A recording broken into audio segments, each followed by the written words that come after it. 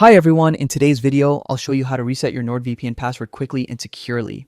If you've forgotten your password or just want to update it for safety, this step-by-step guide will help you out.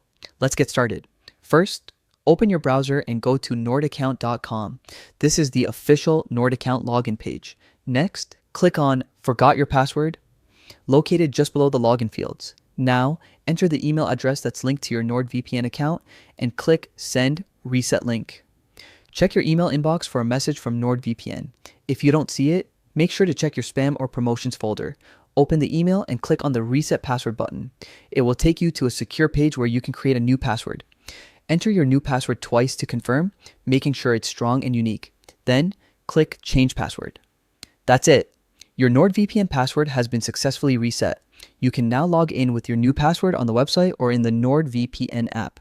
Thanks for watching, and don't forget to stay safe online with strong passwords and regular updates. See you in the next guide.